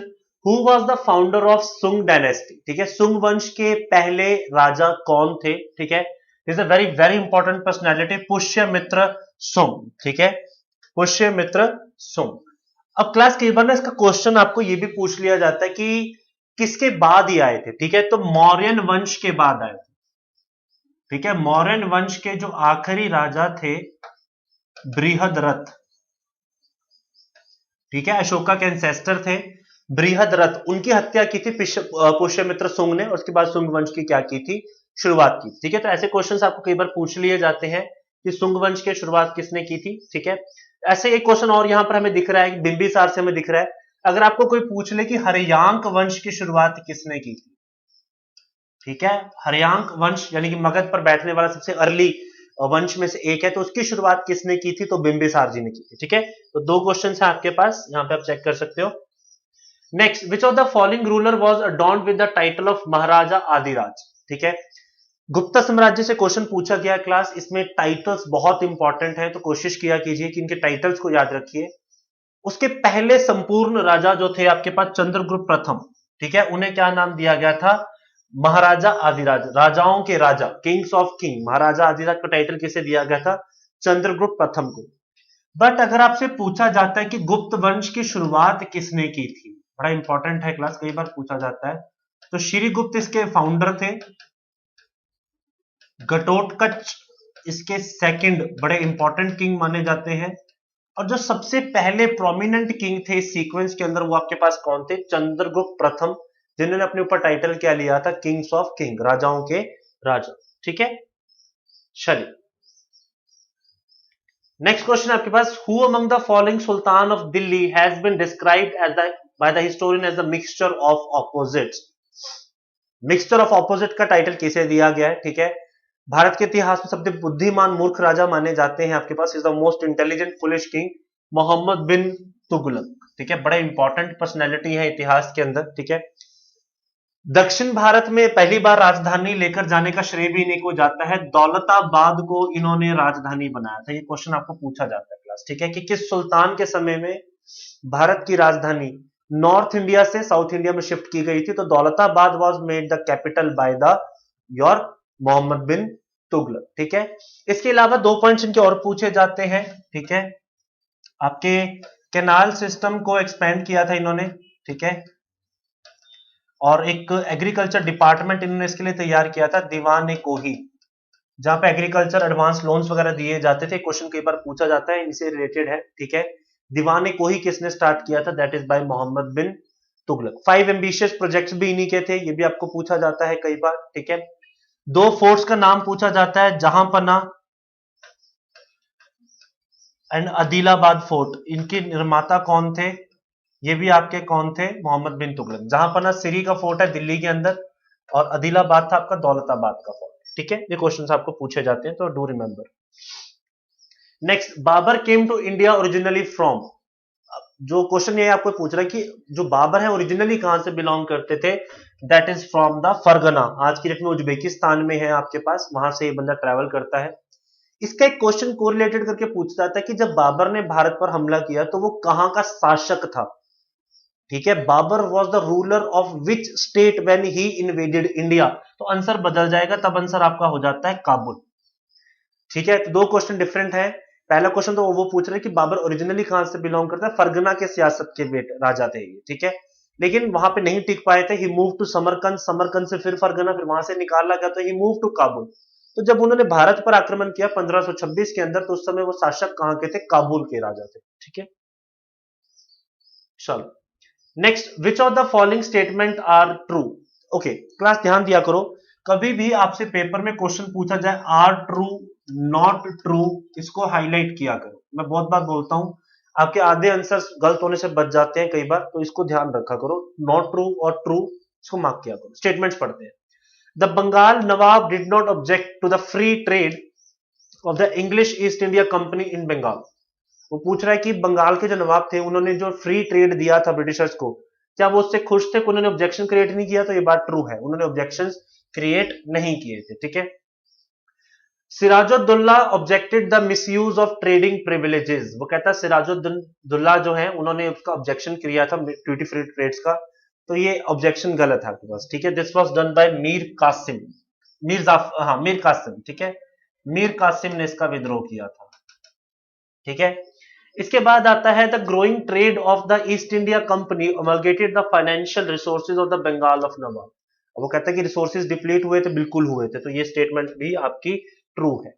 The battle of Buxar in 1764 completed the victory and the domination of British in the eastern India. ठीक है, तो वो कहता है कि ठीक है, बैटल ऑफ बक्सर के बाद ऐसा हुआ था, तो बिल्कुल ठीक है। तो यहां पर आपको दिख रहा है कि सॉरी, ये स्टेटमेंट ठीक थी क्लास में, मीर कासिम से बोल रहा हूं। तो 2 और 4 मेरी स्टेटमेंट आपके पास क्या हो जाएंगी? ठीक हो जाएंगी। ठीक है, नवाबों ने ऑब्जेक्टिफाई भी किया था स्टार्टिंग से ही, आपके मुर्शिद कुली खान, अलवर्दी खान, सरफराज खान, ये सारे अगेंस्ट थे, इनको अपने एडी के नीचे ही रखते थे, तो ऑब्जेक्ट किया था। यहाँ पे डिड नॉट ऑब्जेक्ट है, मैं नॉट ट्रू के सेंस में चला गया था क्लास। ठीक है, तो यहाँ पे ट्रू ही है, एक बार अपनी लिखी हुई गलती हो जाती है। आर ट्रू के सेंस में तो डिड नॉट ऑब्जेक्ट, तो उन्होंने ऑब्जेक्ट किया था, स्टेटमेंट गलत हो जाएगी आपकी। The growing trade of company augmented the financial resources of Bengal nawab, तो नहीं, उनके रिसोर्सेज कम हुए थे, बल्कि बड़े नहीं थे, कम हुए थे। तो पहली, दूसरी और चौथी स्टेटमेंट ठीक है, बाकी स्टेटमेंट्स आपकी गलत है इस केस में। ठीक है, सॉरी, वो थोड़ा सा मैंने ट्रू और नॉट ट्रू को मैंने खुद ही गलत कर दिया। ठीक है, ट्रू के सेंस में पूछा गया। Who among the following was called as the father of Indian Resilience? Resilience का मतलब होता है पुनर्जागरण। ठीक है, भारत का पुनर्जागरण किसके द्वारा हुआ है? नया भारत, रिफॉर्म्ड इंडियन हिंदुइज्म, इसका श्रेय जाता है राजा राम मोहन रॉय को। ठीक है, नाम सिर्फ राम मोहन रॉय है, राजा का टाइटल इनको अकबर द्वितीय, मुगल बादशाह अकबर द्वितीय ने इनको राजा का टाइटल दिया था। ये क्वेश्चन कई बार पूछा जाता है क्लास, तो प्लीज ट्राई टू रिमेंबर। ठीक है, ऐसे बाल गंगाधर तिलक को लोकमान्य का टाइटल दिया गया था क्लास, ये भी आप याद रख सकते हैं। ठीक है, लाला लाजपत राय को कहा गया था आपके केसर पंजाब, लॉयन ऑफ पंजाब, केसरी हिंद। ठीक है, लॉयन ऑफ पंजाब। ठीक है, केसरी पंजाब, पंजाब केसरी का टाइटल हम इनके बारे में पढ़ते हैं। ठीक है, चल next is which one the following was the most immediate factor of the spread of Swadeshi and boycott of the foreign goods during the first decade of present century? वो कहता है कि जो आपके पास 20वीं सदी का शुरुआत होती है आपके पास, उसमें आपके पास इन लोगों के जो सामान है उनका बहिष्कार कर दिया जाता है, बॉयकॉट कर दिया जाता है। स्वदेशी मूवमेंट भारत में शुरुआत होती है, तो इसका कारण क्या है आपके पास? ठीक है, तो व्हाट इज द रीजन तो ये जो जिस एक्सटेंट पर जाकर ये बात हो रही है इसका कारण क्या है, तो आंसर क्या हो जाएगा, कर्जन्स पार्टीशन ऑफ बंगाल। ठीक है, अक्टूबर 16 1905 को बंगाल का जब विभाजन किया गया तो ये एक बहुत बड़ा कारण था आपके देश में एक क्रांति के आने का। ठीक है, तो जो बीज इन्होंने हिंदू मुसलमानों के बोए थे उसकी वजह से हमें यह भी देखने को मिला कि भारत में क्रांति भी शुरू, लोग जागरूक भी हुए जिसकी वजह से, तो कुछ अच्छा भी था और कुछ बुरा भी हुआ इसकी वजह से। ठीक है, चलिए next, the constitution of India was enacted by the constituent assembly set up under, question बड़ा इंपॉर्टेंट है क्लास, कि आपने जो कॉन्स्टिट्यूएंट असेंबली बनाई जिसका काम है वो संविधान को तैयार करे, ये किस प्लान के तहत बनाई गई है, तो प्लान कौन सा है आपके पास, under the cabinet mission plan 1946। आजादी जिस प्लान के तहत मिली है क्लास वो है माउंटबेटन प्लान। ठीक है, माउंटबेटन प्लान जो कि बाद में आपका इंडियन इंडिपेंडेंस एक्ट 1947 भी बनता है। ठीक है, तो माउंटबेटन प्लान है जिसके तहत आजादी मिली है, लेकिन संविधान उससे पहले ही बनना शुरू हो गया था under the cabinet mission plan of 1946। ठीक है, चलिए next, who presided over the inaugural meeting of the constituent assembly of India, very important question, बहुत रिपीटेड क्वेश्चन भी है क्लास, कि जो पहली मीटिंग हुई कॉन्स्टिट्यूएंट असेंबली की उसका पहला प्रिसाइडिंग ऑफिसर, या इसके लिए एक और वर्ड आता है पेपर में, इंटरिम प्रेसिडेंट। ठीक है, कि पहले इंटरिम प्रेसिडेंट कौन बने इस केस में, तो वो कौन थे आपके पास, डॉक्टर सच्चिदानंद सिन्हा। 2 दिन के बाद ये जो तारीख थी वो भी याद रखिए आप, 9 दिसंबर 1946, 11 दिसंबर 1946 को आपके सर्वसहमति से डॉक्टर राजेंद्र प्रसाद इस कमेटी के क्या चुन लिए गए थे, प्रेसिडेंट चुन लिए गए थे, और एचसी मुखर्जी इसके क्या चुन लिए गए थे आपके पास, वाइस प्रेसिडेंट, वीपी चुन लिए गए थे। ठीक है, ये याद रख लेना आप पॉइंट्स। ठीक है, बेसिक पॉइंट्स है। चलिए next, which of the following is the feature of parliamentary form of government, वो कहता है कि पार्लियामेंट्री टाइप ऑफ गवर्नमेंट यानी जो हमारी डेमोक्रेसी है इसका बुनियाद क्या है, ये क्वेश्चन बहुत इंपॉर्टेंट है क्लास। ठीक है, सबसे पहले इसका आंसर देखते हैं, executive responsible to the legislature. ठीक है, कि आपके देश में जो पार्लियामेंट्री सिस्टम है उसमें executive is responsible to the legislature, जो आपके देश में कानून लागू करते हैं वही कानून बनाने वाले भी हैं, वही लेजिस्लेचर, और उसके लिए उनकी जिम्मेदारी भी बनती है कानून बनाने की भी, उसको लागू करवाने की भी। ठीक है, देश में डेमोक्रेसी का एक बहुत बड़ा इंपॉर्टेंट राइट आपके पास ये होता है कि जुडिशरी आपकी सेपरेट है from the executive under the article number 50। ये क्वेश्चन बड़ी बार आता है क्लास, आर्टिकल 50, जुडिशरी आपकी सेपरेट है फ्रॉम एग्जीक्यूटिव। ठीक है, जुडिशरी आपकी किससे सेपरेट है, एग्जीक्यूटिव से सेपरेट है, आर्टिकल 50। ये हमारे देश की डेमोक्रेसी का बुनियाद बता है। जैसे ये फीचर ऑफ पार्लियामेंट पूछ रहा है ना, तो फीचर ऑफ डेमोक्रेसी हमें कहां देखने को मिलता है, आर्टिकल 50 के अंदर देखने को मिलता है। ठीक है, चलिए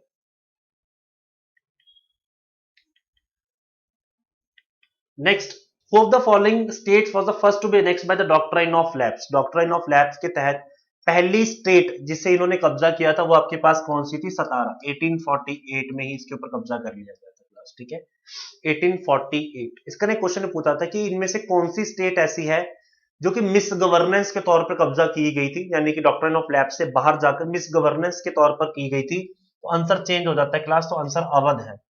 अवध डॉक्ट्राइन ऑफ लैप्स के अंदर नहीं फॉल कर रही थी, वो किसके अंदर फॉल करी थी, मिस गवर्नेंस।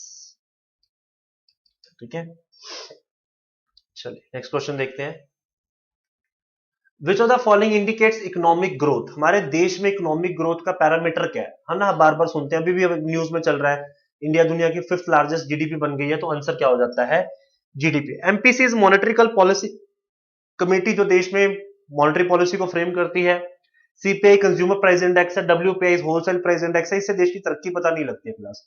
तरक्की के लिए जो पैरामीटर है वो आपके पास क्या है, जीडीपी है। ठीक है,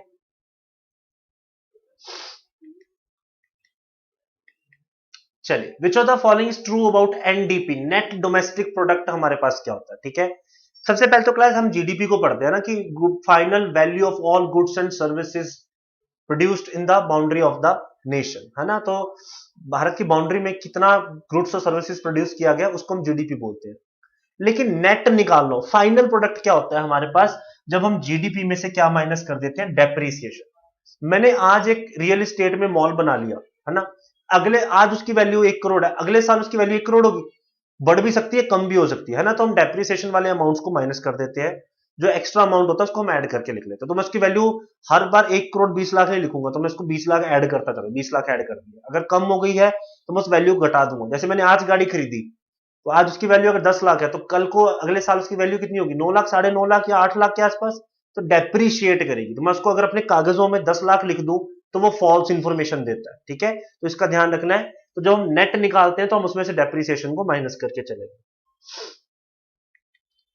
चलिए next, the goods which do not command any price और कॉल्ड एज, कहता है ऐसे गुड्स जो किसी तरीके की प्राइस को कमांड नहीं करते, जैसे हवा है, पानी है ना, प्रकृति के तौर से जो हमें चीजें मिल रही है उसको हम लोग क्या बोल देते हैं, फ्री गुड्स मिलते हैं, ठीक है।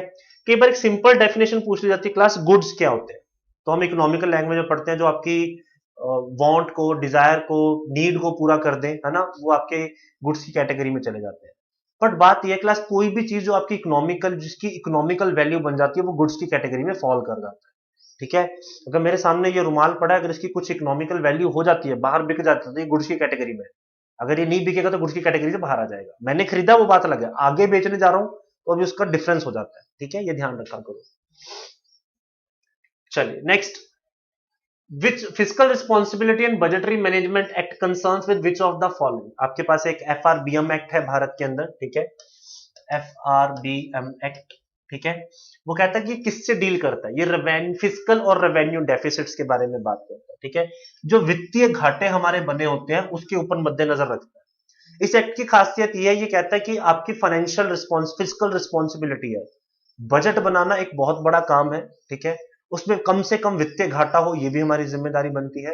रेवेन्यू बजटिंग, कैपिटल बजटिंग कैसे हो रही है, उसका आउटकम कैसा हो रहा है, इनकमिंग कैसी जा रही है, आउटगोइंग कैसी आ रही है, इन सब फैक्टर्स का ध्यान रखना जरूरी है, ठीक है। From that prospect FRBM act is very important. Next, physical policy of India is planned and designed and executed by. Physical policy, physical policy को आप याद रख सकते हो क्लास, इसे बजट भी कहते हैं। Annual financial statement under the article number 12, 112 sorry, तो ये बनाने की जिम्मेदारी किसकी है, गवर्नमेंट ऑफ इंडिया की, through the finance ministry. Finance ministry बनाती है इसको। हमने देखा ना, वित्त मंत्री हर साल बजट पेश करता है, तो गवर्नमेंट ऑफ इंडिया के थ्रू होता है।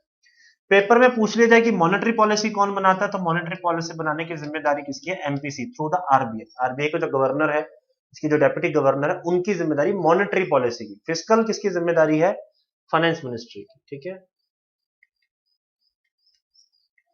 Next, infrastructure created like roads, hospital etcetera are which kind of expenditure. मैं सड़कें बना रहा हूं, हॉस्पिटल बना रहा हूं, डैम्स बना रहा हूं, ब्रिज बना रहा हूं, मशीन एक्वायर कर रहा हूं, तो ये काम कहां पर होता है, कैपिटल बजटिंग। जब भी आपको कोई कंसेप्ट लॉन्ग टर्म में दिख जाए, पेपर में ध्यान से देखना वर्ड्स, लॉन्ग टर्म में दिखे तो समझ जाना कि वो किसकी बात कर रहा है, कैपिटल बजटिंग की। मैंने हॉस्पिटल आज बनाया, मैं साल में तोड़ थोड़ी दूंगा उसको, 4-5 साल 10-12 साल तो मैं चाहूंगा ना वो चले। तो जो काम आप लंबे समय की सोच से करते हो उसको हम कैपिटल बजटिंग बोलते हैं, ठीक है। जो शॉर्ट टर्म होते हैं, एक साल के अंदर अंदर खत्म होने होते हैं, पेंशन होती हैं आपकी, इनकम टैक्स का सिस्टम होता है, पब्लिक डिस्ट्रीब्यूशन सिस्टम होते हैं, ये 1-1 साल के होते हैं, तो ये कैपिटल की जगह रेवेन्यू बजटिंग में जाता है, ठीक है, ठीक है। चलो, who is the chairman of GST council, important है, कई बार अभी भी जीएसटी से क्वेश्चन आते हैं क्लास की, जीएसटी काउंसिल का चेयरमैन कौन होता है, तो आंसर बहुत आसान है, फाइनेंस मिनिस्टर जीएसटी, ठीक है।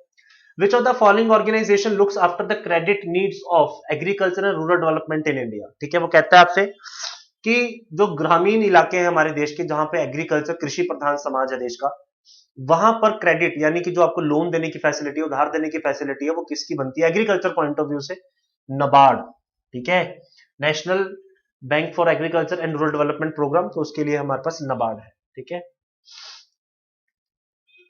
चलिए next is A change in distribution of power between the center and state can be done by, वो कहता है कि अगर मुझे कुछ पावर सेंटर और स्टेट के बीच में चेंज करनी हो तो ये किसके थ्रू होगा, by the amending of the constitution. मैं कॉन्स्टिट्यूशन को अमेंड करूंगा, कुछ पावर्स मैं ले भी सकता हूं, कुछ पावर्स मैं दे भी सकता हूं, ठीक है, तो amending of the constitution will be done. चलिए, what is the phone number of the national helpline against the atrocities on scheduled caste and scheduled tribe on December 13? Last year 13 दिसंबर को आपके अनुसूचित जातियों और अनुसूचित जो आपके कास्ट हैं उनके ऊपर जो एट्रोसिटीज होते हैं उसके लिए एक हेल्पलाइन नंबर इशू किया गया था, इंपॉर्टेंट है क्लास, तो नंबर याद रखना है 14566, ठीक है। 14566 is a helpline number given for these people, ठीक है। हम आज भी देखते हैं कि समाज में इन लोगों के खिलाफ एट्रोसिटीज अभी भी हैं। आर्टिकल नंबर 46 भी इसी से बात करता है कि जिम्मेदारी बनती है हमारी कि हम लोग इनको सामाजिक तौर पर न्याय दें, इकोनॉमिकल लेवल पर दें, ठीक है, बहुत एजुकेशनल पॉइंट ऑफ व्यू से दे, तो हमारी जिम्मेदारी बनती है, तो उसके लिए हेल्पलाइन नंबर आपका इशू किया। DRDO and Indian Air Force successfully flight tested on December 11 the indigenous design for developed helicopter launch stand of anti tank missile, SANT नाम दिया गया, कई बार फुल फॉर्म याद आती है क्लास, ठीक है। Stand of anti tank missile, इसकी स्ट्राइक रेंज पूछी गई है, ठीक है। तो क्लास जब भी कोई मिसाइल वगैरह पढ़ते हो या कोई ऐसे क्वेश्चंस पढ़ते हो तो प्लीज उसकी रेंज याद रखा करो, उसकी कैटेगरी याद रखा करो कि वो सबसोनिक है, सुपरसोनिक है, बैलिस्टिक है, नॉन बैलिस्टिक है, ये क्वेश्चंस पूछे जाते हैं। तो सैंट की जो आपकी रेंज है वो कितनी है, 10 किलोमीटर की है, ठीक है क्लास। इसको डीआरडीओ और इंडियन एयरफोर्स ने मिलकर तैयार किया, ठीक है, एंटी टैंक है। चलिए, who became the first world champion of Formula 1 race for 2021, winning the 8 races in the year in 2021?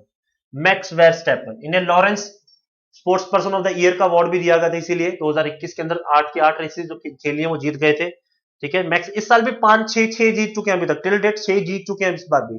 Last year Lawrence sports person of the year का अवार्ड भी इनको गया, याद रखना, पेपर में पूछा जा सकता है, मैक्स वेरस्टैपन। चलिए, dash has become the world's first government to turn 100% paperless. दुनिया की पहली सरकार जिसने टोटली अपने बजट को, अपने सिस्टम को पेपर फ्री कर दिया, वो दुबई है। आपका सारा सिस्टम डिजिटलाइज हो गया है यहाँ पे। Dubai became the first government in the world जो पेपरलेस हुई आपकी। Catherine Russell, a senior ID of the President Biden, has been appointed the chief executive director of which UN agency? तो UNICEF जो United nation international children and emergency funds है उसकी head बनाई गई है आपके पास कैथरीन रसल। ये class पूछे जाते हैं क्वेश्चन, अपॉइंटमेंट्स की सेक्शन में से है। तो ये जो बाइडेन की बड़ी खास है, उनकी ईडी रही है, ठीक है। तो इनको अब यूनिसेफ का क्या बना दिया गया है, हेड बना दिया गया, executive director. According to the new 2021 global health security index जो कि 8 दिसंबर को रिलीज किया गया, तो उसमें भारत का रैंक कितना है क्लास, 66वां रैंक है हमारा ग्लोबल हेल्थ इंडेक्स के अंदर, ठीक है।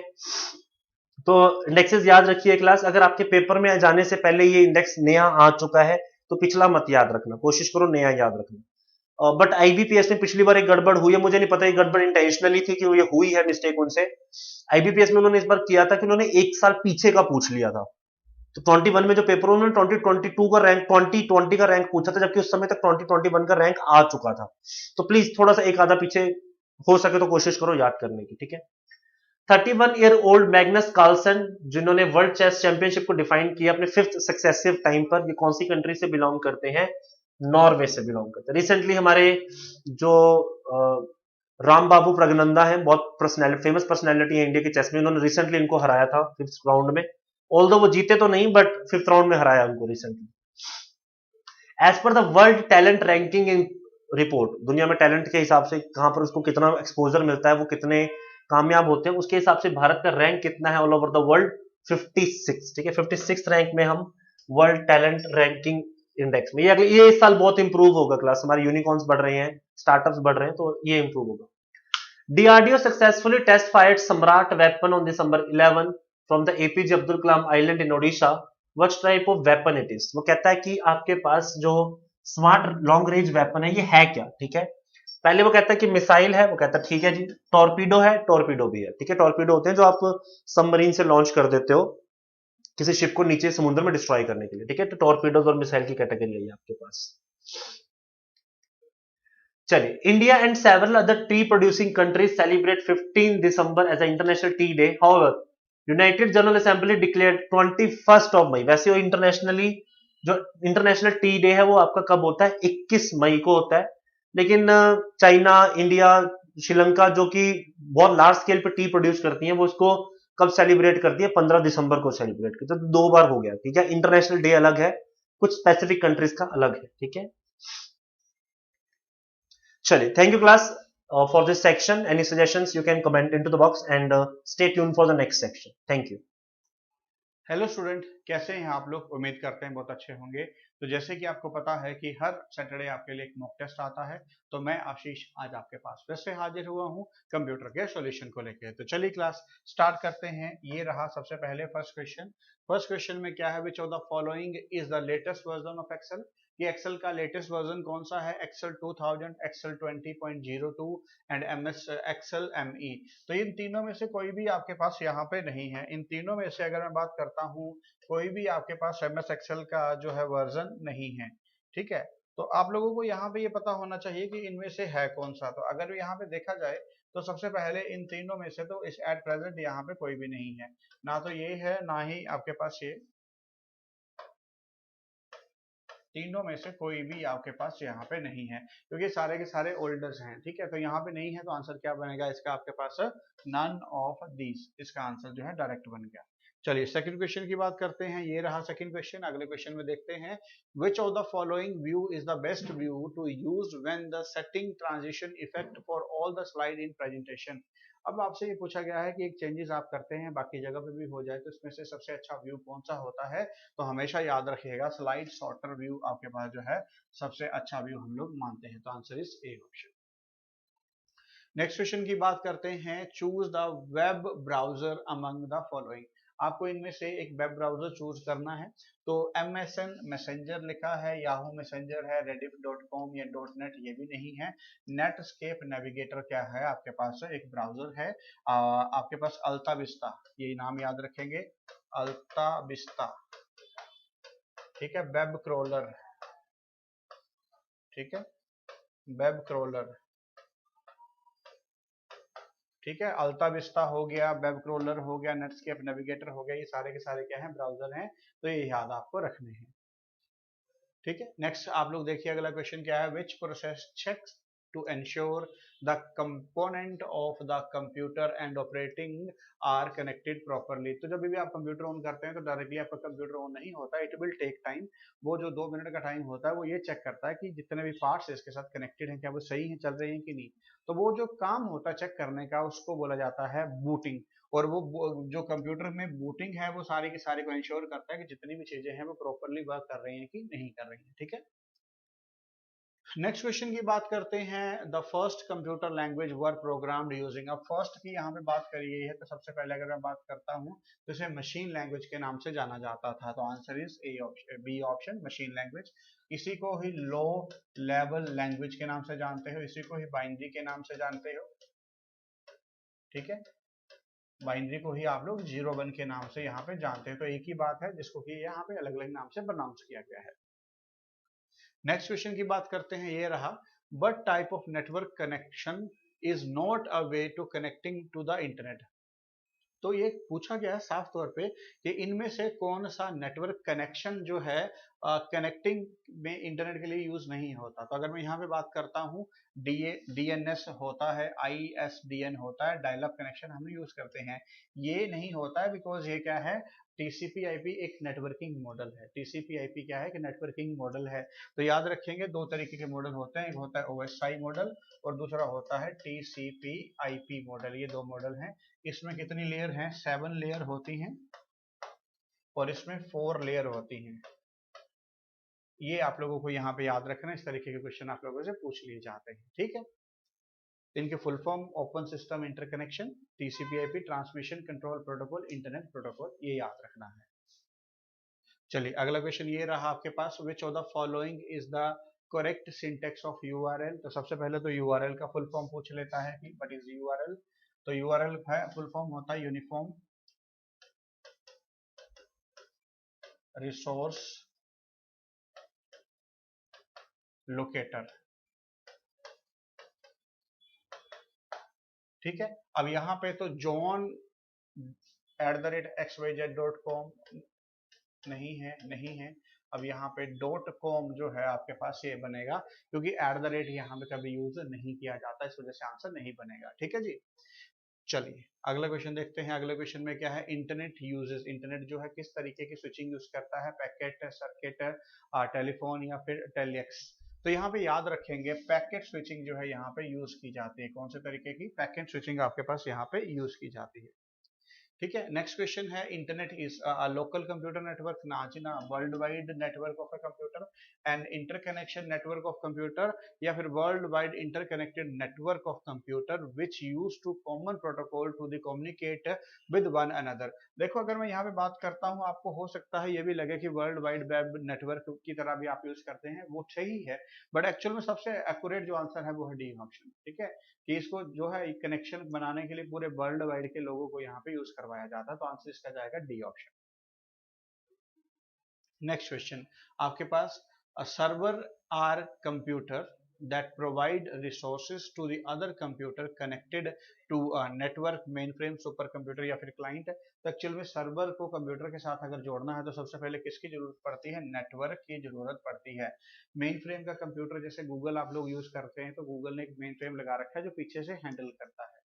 सुपर कंप्यूटर की अगर मैं बात करता हूँ, तो सुपर कंप्यूटर का मतलब क्या होता है, जैसे वेदर फोरकास्टिंग, घर से निकलते ही आपको पता चल जाता है बारिश होगी कि नहीं होगी, कितने बजे होगी, सुपर कंप्यूटर से। न्यूक्लियर रिसर्च, ठीक है। और क्लाइंट तो जो होता है, तो इस जोड़ने के लिए जो काम करता है वो करता है नेटवर्क। ठीक है, तो ये एक आखिरी क्वेश्चन था। तो उम्मीद करता हूँ यहाँ तक सभी को सारी बातें क्लियर हुई होंगी। जुड़ने के लिए सभी का बहुत बहुत धन्यवाद। बड़ी वेलकम टू ज्ञानम। हाँ जी, आज आप डिस्कस कर रहे हैं रीजनिंग नो। हाँ जी, पहला क्वेश्चन साइलोजिज्म ਦੇ ਨਾਲ रिलेटेड है कि क्या गया, all flowers are room, some rooms window, all cards are window। First, cards और फ्लावर दोनों दूर दूर, some cards are room दोनों दूर दूर, some window flower, विंडो और फ्लावर कोई रिलेशन नहीं है, ऑल कार्ड की सारे दे सारे कार्ड रूम दे अंदर है, नहीं, आंसर इज नन फॉलोज। ठीक है जी। Next, Lakshya starting walking towards west, west ਵੱਲ चलना स्टार्ट किया, किन्ना चलिया 10, फिर इत्थों की लिता लेफ्ट टर्न लिता, किन्ना चलिया 8, फिर की लिता लेफ्ट टर्न लिता, किन्ना चलिया 18। पूछा कि स्टार्टिंग पॉइंट तो किस डायरेक्शन विच है, की कहोगे साउथ ईस्ट वाल है, की कहोगे साउथ ईस्ट। ठीक है, अगे अगला क्वेश्चन की दिता गया है, ए बी सी डी ते ई, ठीक है, सिबलिंग्स है, भैन भरा है, ते पी क्यू आर इन्हां विचों फ्रेंड्स है।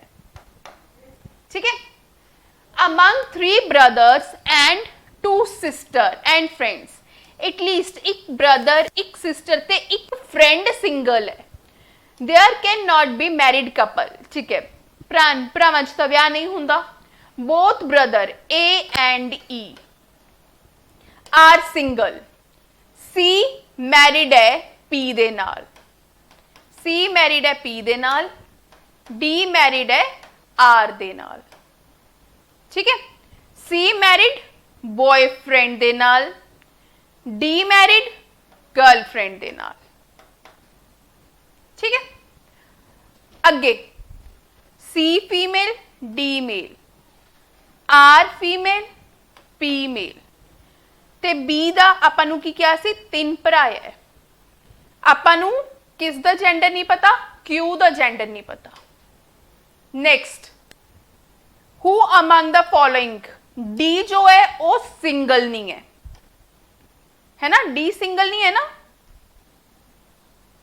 की लिखिया डी सिंगल तो नहीं सी ते डी, हाँ डी सिंगल नहीं सी। चलो, किन्ने मेल है, हाँ जी इन्हां विचों 3 मेल सी, है ना, इन्हां विचों 1 मेल तो कन्फर्म सी, ते क्यू दा जेंडर आपां नूं पता नहीं। टोटल 8 लोग है, या तो 4 मेल है या फिर क्यू नूं मिला के 5 मेल है। आंसर ईदर ए और बी, ज्यादातर आंसर आइदर और ची आना है। If B is married to Q, अगर बी किसी फीमेल, क्यू की हो गया फिर मेल, तो परसेंटेज ऑफ फीमेल। ठीक है जी, आह 2 फीमेल सी, ਇਹਦੇ ਵਿੱਚੋਂ 2 फीमेल सी, उधरों 1, 3/8 ਕਿਹੜੀ ਹੋਗੀ 37। हाँ जी 3/8, 37.5 भी बनेगा शायद, है ना। अगे hope is related to inspire, fib is related to lie. Next देखो, हाँ जी नेक्स्ट की है, केड़े क्वेश्चन है ये, किस दे नाल रिलेटेड क्वेश्चन है, एक क्वेश्चन है related to prime number. Next prime number केड़ा आऊगा, 13। Next question is related to what, calendar. Rachna correctly remembers that last time sport meet was held after Jan but before August. ठीक है, Nanda remembers that sports meet before June. ठीक है जी, तो केड़े month आए, Feb, मार्च, अप्रैल, मई, यह महीने आए। ਆਪਾਂ ਨੂੰ ਕੀ ਕਿਹਾ ਗਿਆ ਅੱਗੇ, ਦੀਪਾ ਨੂੰ ਰਿਮੈਂਬਰ ਹੈ ਕਿ ਉਸ ਮੰਥ ਵਿੱਚ ਸਪੋਰਟਸ ਹੋਏ ਜਿਹਦੇ ਵਿੱਚ 31 ਡੇਜ਼ ਸੀ, ਮੋਰ ਦੈਨ 30 ਡੇਜ਼ ਸੀ। ਇਹ ਤਾਂ ਹੋ ਨਹੀਂ ਸਕਦਾ, ਅਪ੍ਰੈਲ ਵੀ ਨਹੀਂ ਹੋ ਸਕਦਾ, ਤੇ ਜਾਂ ਤਾਂ ਮਾਰਚ ਹੈ ਤੇ ਜਾਂ ਫਿਰ ਮਈ ਹੈ, ਈਦਰ ਔਰ। ਹਾਂਜੀ नेक्स्ट 19 13 7 1 माइनस 6 19 है ना 19 माइनस 6 जे मैं इनू 27 लिखा 26 तो बाद 27 आंदे ना मैं इनू जिवें A1 Z26 फिर ए कितना होगा 27 मैं इहदे चों -6 करा तो पहले प्लेस ते की आऊगा यो उसी दे बेस ते आंसर की होगा हाँ जी विच ऑप्शन सी ऑप्शन। हाँ जी नेक्स्ट इज कि 11 बज के जो 20 मिनट होणगे उदों किन्ने दा दोनों हैंड्स विच एंगल बनूगा किवें कड्डांगे 30H -11/2 M minus 11/2 into 20 330 minus 110 तो आंसर क्या होगा 220 डिग्री। ठीक है next is jealous ALOUS is related to BFKK TVP 10 2 5 6 1 11 12 11 15 20 21 22 19 16 जे मैनू हाफ च डिवाइड करा +1 नहीं बन रहा 11 सॉरी +1 +1 +1 +1 सेंटर च की होया -1। इसी तरीके नाल आप अपने क्वेश्चन नू सॉल्व कर लांगे। ठीक है जी हाँ जी ट्रायंगल्स फाइंड करनी है। सब तो पहला 1 2 3 4 1 2 3 4 इथों 2 इंटू 4 कितनी ट्रायंगल्स आई 8। इसी तरीके नाल 8 ट्रायंगल्स इथों आई ज्वाइंट 1 2 3 4 +4 मतलब टोटल 8 + 8 + 8 + 4 तो कितनी ट्रायंगल्स हुई 28 ट्रायंगल्स।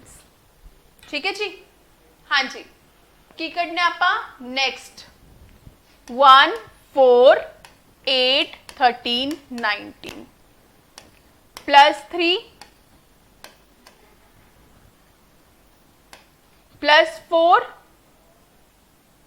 +5 +6 +7 26 that is C। अगे 2 7 13 20 और 2 +4 सॉरी +5 +6 +7 +8, नेक्स्ट आऊगा +9, 2 + 9 11, दैट इज K। नहीं, अगे W वाला भी चेक करना पऊगा, दैट इज द टास्क, है ना, कि अपन को पूरा इक्वेशन सॉल्व करना पिया। 4 11 19 B 12 की हो रहा है। सब तो पहला 4 और 11 किन्ने दा डिफरेंस 7 दा डिफरेंस, फिर अगे 8, फिर अगे 9 होगा, ते अगे किन्ना 10, अगे 11 का मतलब की है 23, मतलब D option. All the very best, thank you जी। हेलो दोस्तों, स्वागत है आप सबका ज्ञानम के ऑनलाइन लर्निंग प्लेटफॉर्म पर। और आज के इस सेशन में हम डिस्कस करने वाले हैं आपके मॉक टेस्ट का क्वांट का कंप्लीट पार्ट। चलिए तो स्टार्ट करते हैं। ठीक है, फर्स्ट क्वेश्चन आपके सामने है। फर्स्ट क्वेश्चन में क्या बोला गया है? At present Priya is twice the age of son. ठीक है, दो लोग हैं जिनकी एज का रेशियो हमारे पास क्या दे रखा है? 2:1 दे रखा है। 2:1 कह रहा है 8 year hence the respective ratio between them is 22:13। 22:13 के 8 साल के बाद उनके बीच का जो रेशियो है वो कुछ ऐसा बन जाता है। ठीक है, अब देखो, अगर आप क्या करो, ये डिफरेंस क्या है 1, और मैं अगर इस डिफरेंस की बात करूं तो ये डिफरेंस क्या है आपका 9। इस डिफरेंस को इक्वल करने के लिए यहाँ 9 से मल्टीप्लाई कर दो तो ये 18 और ये 9। तो देखो यहाँ भी 4 का गैप, यहाँ भी 4, और 4 यूनिट की वैल्यू क्या है? 8। तो 1 यूनिट की वैल्यू क्या हो जाएगी? 2। ठीक है, उसने सारिका की एज पूछी थी, तो 9 × 2 18। 9 × 2 18, मतलब ऑप्शन सी आपका इस क्वेश्चन का राइट आंसर होगा। Option C. I hope clear होगा सबको। चलिए उसके बाद बढ़ते हैं नेक्स्ट क्वेश्चन की तरफ। नेक्स्ट क्वेश्चन में क्या कह रहा है? A man purchase a cow for 3000 and sold it for the same for 3600 rupees, मतलब उसको 600 रुपीज का उसने क्या लिया है? प्रॉफिट लिया है। Allowing the buyer a credit of 2 years if the rate of interest 10% per annum, then the man has a gain of. तो उसको कितने का प्रॉफिट? देखो, अगर वो ऑन द स्पॉट देता है तो उसको 600 का प्रॉफिट होता है। 600 का प्रॉफिट होता है कितने के ऊपर? 3000 के ऊपर। आप यहां से चेक कर सकते हो ये कितना होता है, ये 20% का प्रॉफिट होता है। और सिंपल इंटरेस्ट अगर 10% 2 ईयर के लिए, तब भी कितना मिलेगा? 20% मिलेगा। कितना मिलेगा? 20%। तो दोनों केस में ही सेम है, तो नो प्रॉफिट नो लॉस। ठीक है, उसको कोई दोनों केस में इक्वल ही मिलेगा, वो एक साथ पैसा ले ले या 10% से आफ्टर 2 ईयर ले ले। ठीक है, उसके बाद नेक्स्ट क्वेश्चन की अगर हम बात करें, चलिए नेक्स्ट क्वेश्चन क्या कह रहे हैं? शिखा स्टार्ट ए बिजनेस इन्वेस्टिंग 50,000 इन 1999। शिखा ने 1999 में 50,000 रुपीज इन्वेस्ट किया। ठीक है, इन 2000 she invested additional amount of 20,000।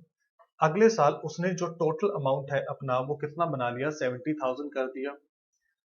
And Raju join him with amount of 70,000, और अब राजू इसके साथ आता है कितने अमाउंट के साथ? 70,000 के अमाउंट के साथ। इन 2001 शिखा इन्वेस्टेड अनदर अमाउंट ऑफ 20,000, और अब इसका जो पैसा हो गया वो कितना हो गया? फिर 90,000 हो गया। ठीक है, and Jolly joined with him with amount of 70,000, और फिर जोली ने भी इसको ज्वाइन कर लिया कितने अमाउंट के साथ? 70,000 के साथ। What is the Raju share 3 years। देखो 3 साल के लिए बिजनेस चला, जो बिजनेस है वो 3 साल के लिए चला, मतलब इसका ये पैसा 1 साल के लिए, ये पैसा 1 साल के लिए, और ये पैसा भी 1 साल के लिए। इसका ये पैसा 2 साल के लिए और इसका 1 साल के लिए। तो टोटल अगर हम बात करें कि किसका कितना पैसा लगा, तो जोली के टोटल लगे थे 70,000, इसके लगे 1,40,000। ठीक है, अगर यहां से 16 और ये बन गया आपका 2,10,000। अगर मैं इनका रेशियो बनाऊं तो जो रेशियो है वो 3:1 बनता है। फाइनल रेशियो क्या बनता है? 3:1 बनता है।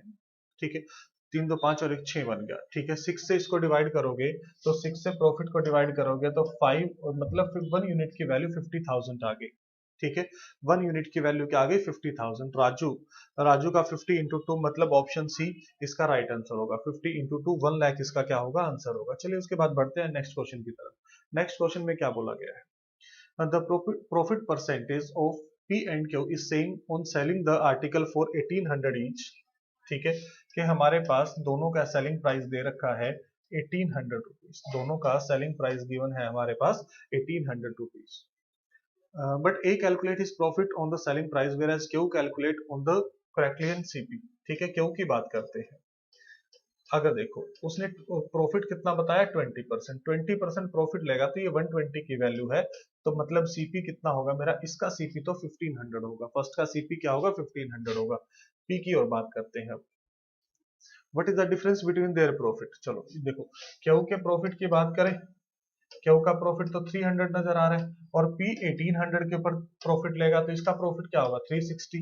तो दोनों के प्रॉफिट में डिफरेंस कितने का होगा 60 का होगा। प्रॉफिट में डिफरेंस कितने का होगा 60 का होगा। उसके बाद next question, a watermelon weight 20 kg contains 96% water. अगर 96% वाटर है तो इसमें जो पल्प का पार्ट होगा वो कितना होगा 4% of 20 kg। 4% of 20 kg। It is put in sun for some time and some water evaporates so that now it contains only 95% water। अब देखो अब इसमें 95% वाटर है तो इसमें अब जो पल्प का पार्ट है वो कितना है 5% है, जो भी अब उसका टोटल वेट होगा, जो भी अब उसका टोटल वेट होगा। सिंपल सी इक्वेशन बनती है, इसमें रेशियो के चक्कर में मत पड़ा करो। परसेंटेज से परसेंटेज कैंसिल, इसको 4 पे डिवाइड कर देगा, 4 इंटू 4 16 kg इस क्वेश्चन का राइट आंसर होगा।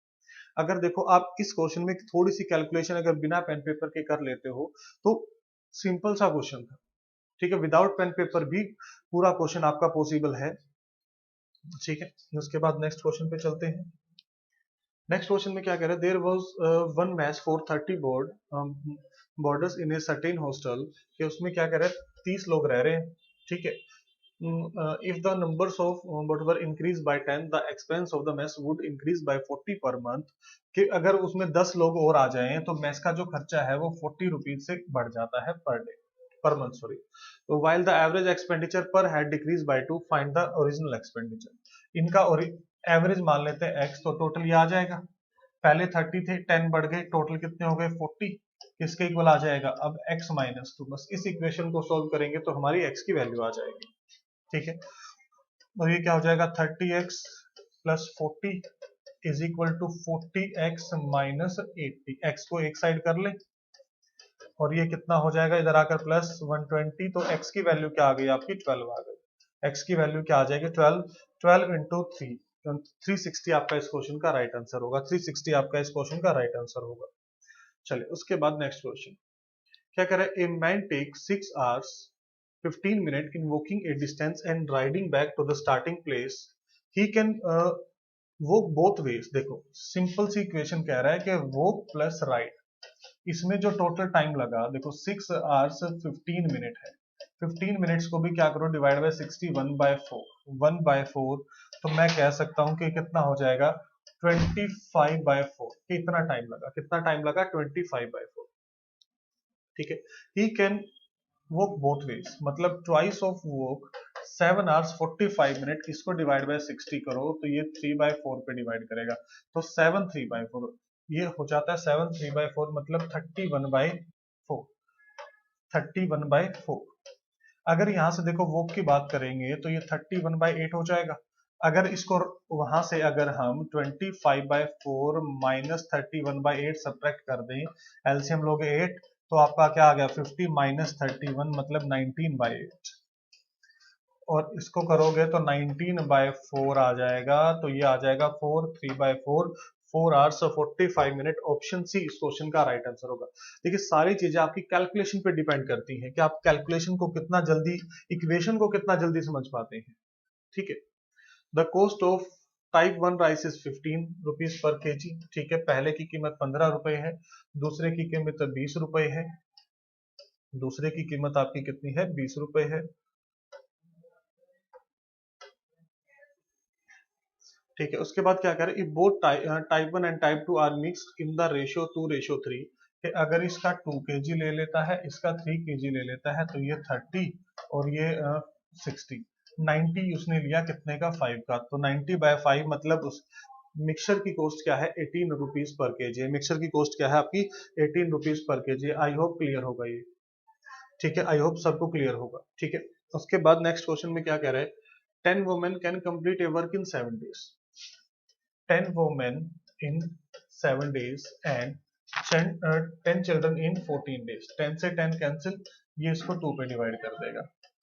तो मैन किसके इक्वल है, ट्वाइस ऑफ चाइल्ड। तो सॉरी वुमेन था ना यहाँ पे, मैन नहीं वुमेन है। एक सेकेंड,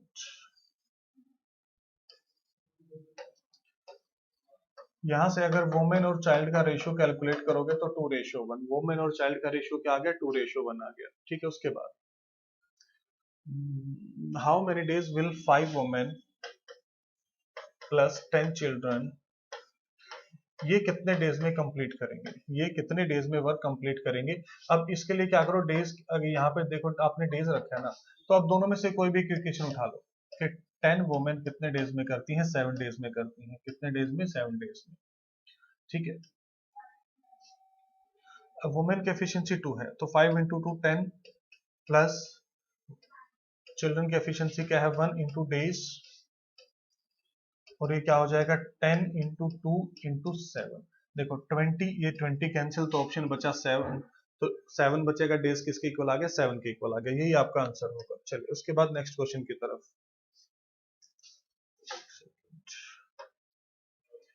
ठीक है। नेक्स्ट क्वेश्चन में क्या करें, 2 places P and Q are 92 kilometer apart. A train leaves P for Q and at the same time another train Q for P. Both the meet after 4 hours.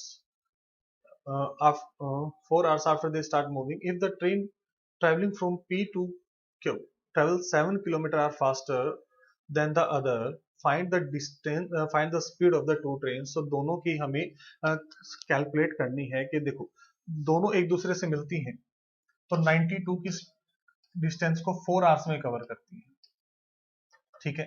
अगर मैं इसको divide करूं पहले 2 पे और फिर 3 पे, तो मतलब उनकी जो रिलेटिव स्पीड है ना x प्लस वाई, वो कितनी है, 23 है।